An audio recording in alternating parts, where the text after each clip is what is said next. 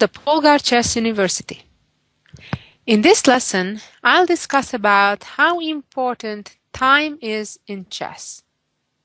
I don't necessarily mean the time on your clock, but I mean gaining time on the chessboard. How do we do that? Well, it can be by attacking one of your opponent's pieces, forcing him, limiting him to a very small choice of moves, or making an in-between move, again forcing your opponent to do something, and by making that in-between move you would accomplish something favorable to you. So that's the topic of this lesson, and let's get started with the first position. Here we are. In this position, at the moment, black is a pawn ahead. But it's white's turn, and white can try to win that pawn back, or even white may try to win a whole bishop. First, let's start with the most aggressive move. What happens if the white bishop captures the black bishop?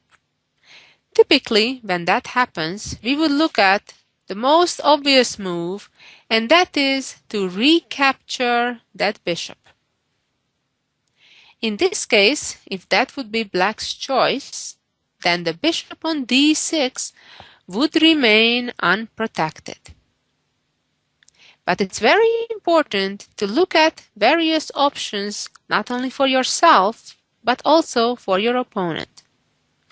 And in this case, white actually gets into real trouble, because the queen on d1 is on an unprotected square, and that enables black to now play bishop h2, sacrificing the bishop, and then after king takes bishop, capture the queen, when black's advantage is quite obvious.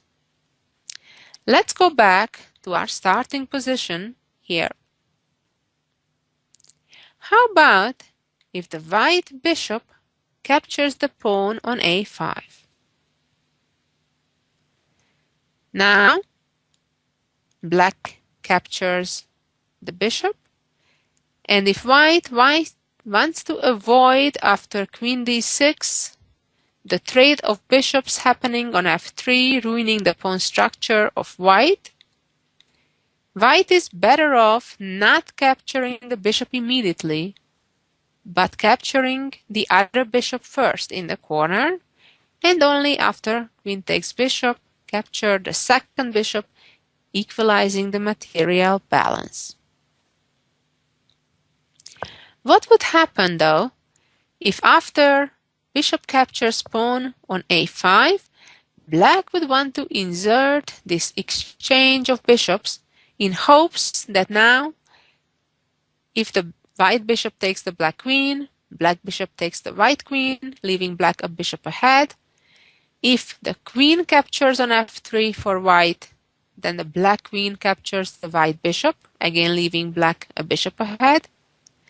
And if pawn takes, which would be a blunder, then again the same idea, using the discovery, winning the white queen.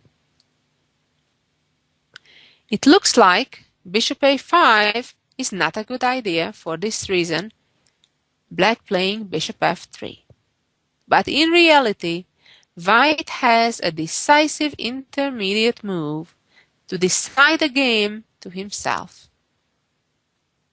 And the correct move is a sneaky check from the side, moving the white queen out of the bishop's attack while maintaining the threat to the black queen with his own bishop. Now black is lost. Let's see our next example on the same topic. This is a simpler example where both queens are under attack at the moment. It's black's turn, and if black would capture the white queen, so would white, capturing the black queen. But very importantly, black has a move to move away his own queen with a check, keeping white busy, and when the white king moves out of the check, then the black bishop can capture the queen for free. Let's move on. Here we are. This is another very typical example about gaining time. It's quite obvious that if the black pawn could appear on d4 in a move, the two white rooks would be forked. But we know that's not allowed by the rules to jump to d4 in one move from d6. And then we can realize that the white knight on e4 is in an unfortunate position, because by black playing d5, attacking that knight in the middle of the board, black is gaining the time, keeping white busy, moving the knight away from the pawn's attack, and then the black pawn is ready to move forward, forking the two rooks with d4. Of course, from white's perspective, it's the lesser damage to move right now one of the rooks, and rather let the knight be lost than one of the rooks. And let's move on to another example. Here we are. This is a tricky one because it seems that the white rook is ready to capture the black pawn on g6. However, at a second look, we realize that that would be a blunder, allowing a back rank checkmate with the black rook coming down to the first rank. And here again, if you think, let's open a little window for the white king, that would be too slow. And this is what I mean about time in chess. That making this move, trying to solve this problem, would give black the time to protect his own pawn. Therefore, white would not gain anything with this. On the other hand, if white chooses the correct move, that is attacking the black knight, chasing it away, and solving the same problem as of opening a little window for the white king, no more back rank checkmate, now white is ready to simply capture the pawn and be a pawn ahead. Let's move on. Next position, here we go. In this position, again, both queens are under attack, but it's black's turn here. If the black rook would capture the white queen, the white bishop would capture the black queen, and the game would be far from over. In this position, the attempt of capturing the white bishop first on h5 with the idea that if now rook takes queen, then black also rook takes queen would be a big mistake, because this move would leave the black rook on g8 unprotected, and that's what white would do first, very importantly, with a check, and therefore the white rook would be safe, and only after black moves out of the check, then the rook can capture the queen. On the other hand, the black queen can move in the other direction, capturing the white knight with a check. And if king captures queen, rook captures queen, and black gained a knight. In our next example, we're seeing a real game situation that was played by two world-class players, Viktor Korchnoi and Jan Timman, back in 1997. In this position, again, both queens are under attack. If white immediately would capture the black queen, so would black capture the white queen, giving a check at the same time, and then the black knight on b6 would be free to move away. By the way, in the current position, black is a full knight ahead. So unless white manages to win the knight back or create a serious attack, black should be winning. But here, Korchnoi didn't waste time just moving his queen away, but found a very nice intermediate move, keeping black busy, namely sacrificing the bishop on h6. Black resigned now because after king captures bishop, the white queen gets the opportunity to move away to c1 with a check, and then with the rook to capture the queen. Also, if after bishop captures h6, black would try to move out of a check in a way not to give the white queen an opportunity to move away with a check, then white would continue by playing queen f1, and after queen d8, which would protect the knight on b6, white would be ready capturing the rook on f8, followed by capturing the pawn on f7 with a decisive attack. In our next example, it's white's turn. The black knight obviously cannot be captured at the moment because of the pin over the c4 pawn. However, if white could get out of that pin, that knight would be in danger. And again, this is a matter of time.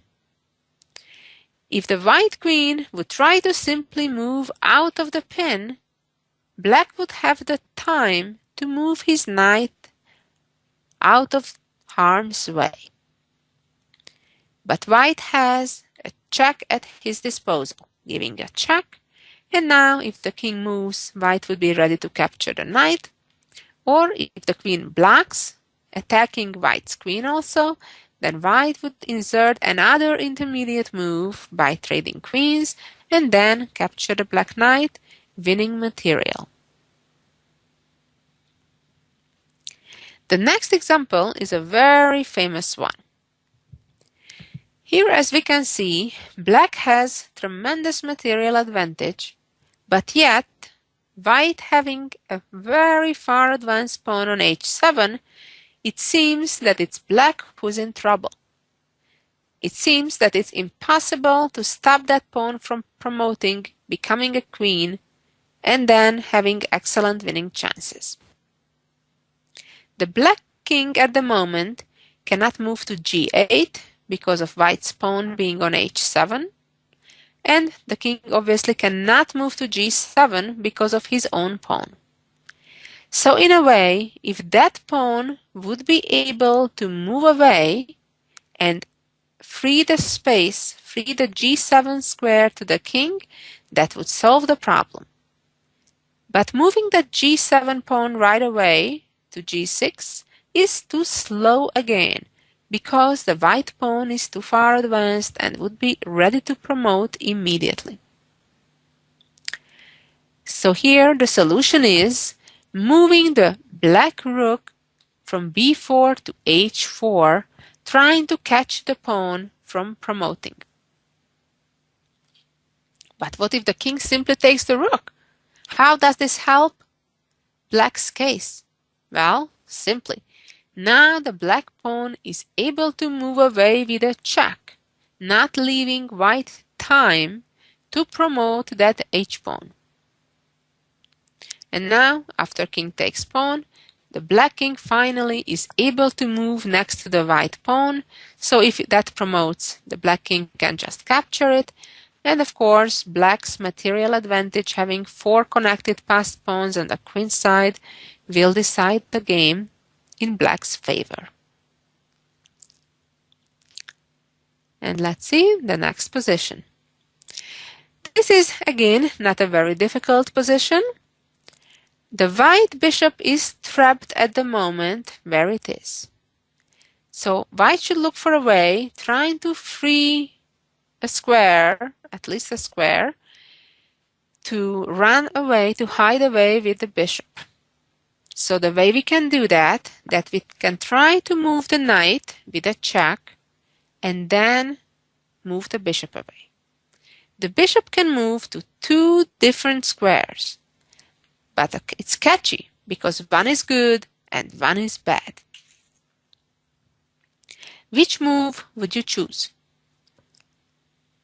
Moving the knight to e4 would not be quite accurate, because then the black king moving out of the check at the same time would also attack the white knight on e4.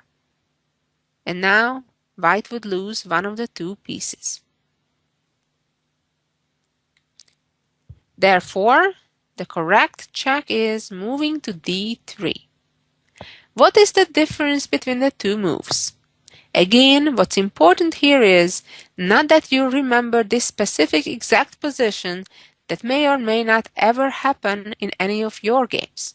What's important is that you remember the idea that it's important that the pawn on c2 is protecting the knight on d3.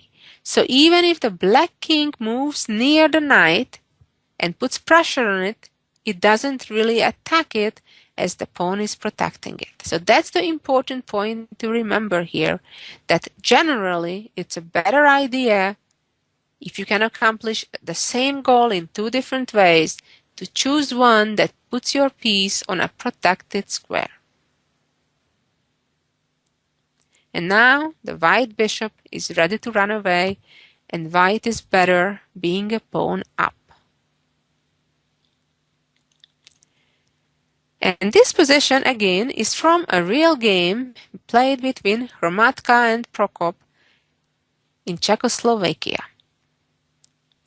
In this position, there is material balance, but black here made a mistake. He only counted on the obvious, on the natural response of white. He played bishop takes knight. Now the obvious response is pawn takes bishop on f4, and then black would take the other pair of bishops as well, and having a clearly superior pawn structure would have the advantage. But here white has a move, a quiet move at this time, and can turn things quite around. It's quite a surprising move. Try to figure out what it is. And that move is moving the queen to e7, creating a pin. But now the black bishop is free to run. And so it did. The bishop ran away to c1, and now white has another beautiful move, not even capturing the bishop on d7, but playing bishop e6, sacrificing that second bishop as well. If now black captures the bishop, the pawn would recapture, and it's not hard to get convinced that that e-pawn will become a queen soon, or of course black will need to give up his queen to stop that. Let's go back again to our position after bishop e6. Black proceeded here by playing queen to c8, getting out of the pin. But now the black king gets into trouble. White continued by playing bishop to f7 check. If here the black king goes to h8, there is a forced checkmate by queen f6, king h7, bishop g6, king g8, all only moves, and at the end queen goes to h7. Let's go back. After bishop f7, black chose to play king to g7, and now white has a very nice sequence of moves to end the game by playing bishop e8. When black plays king g8, the answer is queen f7, king h8, and now try to figure out the forced checkmate. Here it comes. Queen f6, king g8, bishop f7, king f8, bishop g6, and the same checkmate again. A very nice game, a very great example of showing that the natural move is not always the best.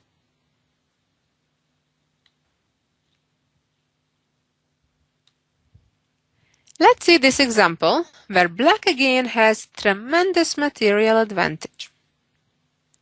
Typically speaking, when you're ahead in material, you're dying to trade pieces, especially queens.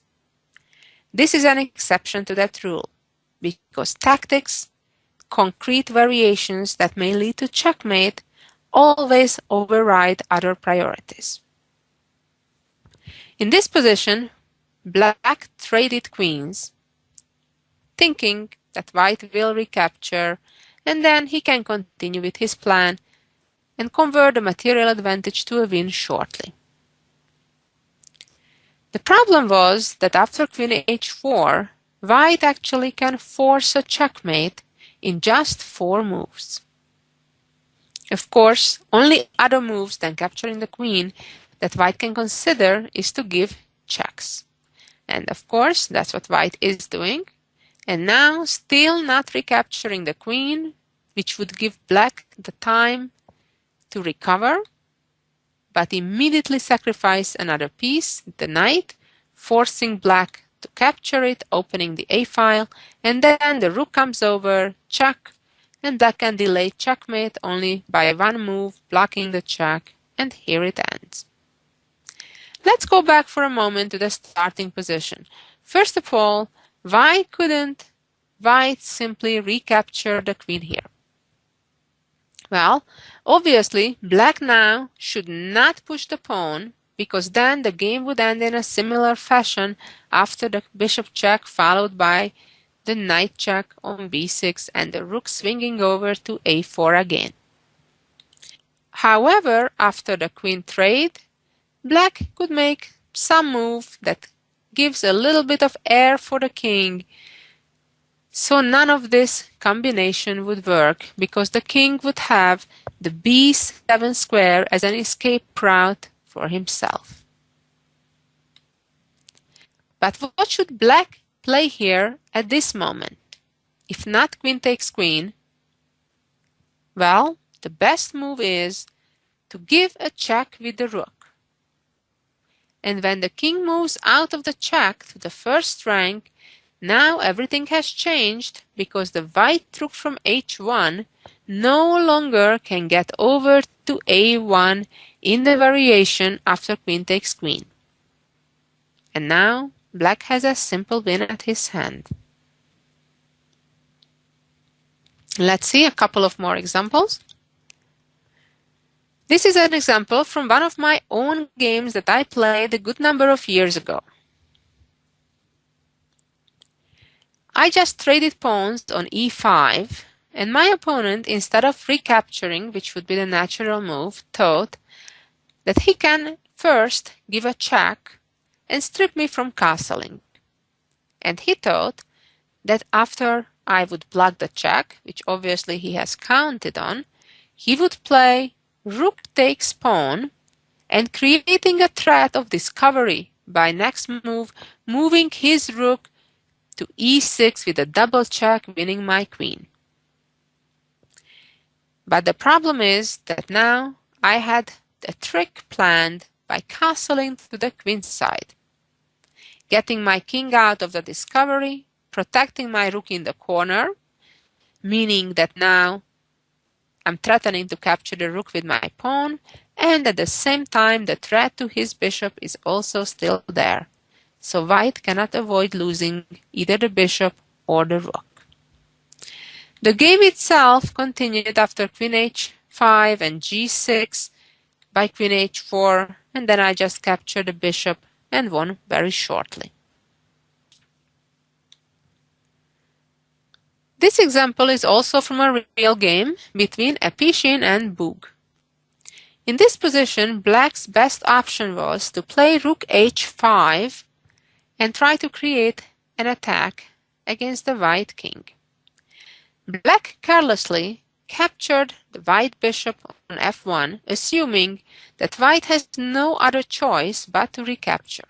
and then he can do the same, continue with the attack against the white king. What he forgot, what he overlooked was that white has a simplification combination, not leaving black the time to do that later. Again, the time is the essence, and you have to do the strong moves while you can.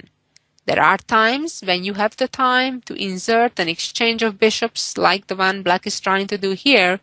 This is not one of them, because it gave white the opportunity to capture the rook with a check, followed by capturing the pawn on b7.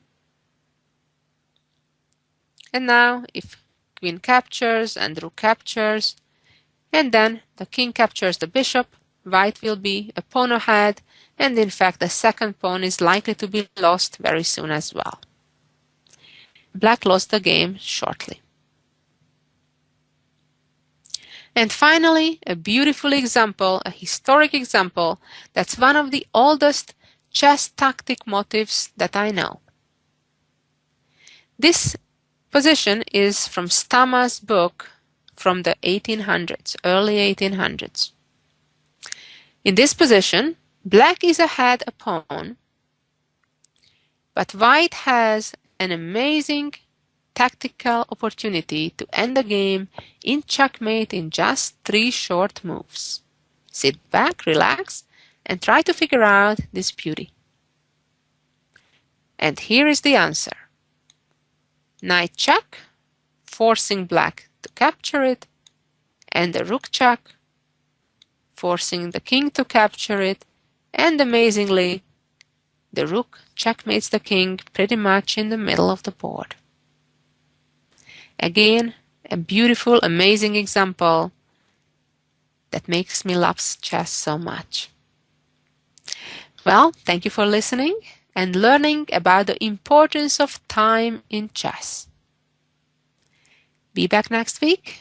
I'll have more secrets to share with you. Take care.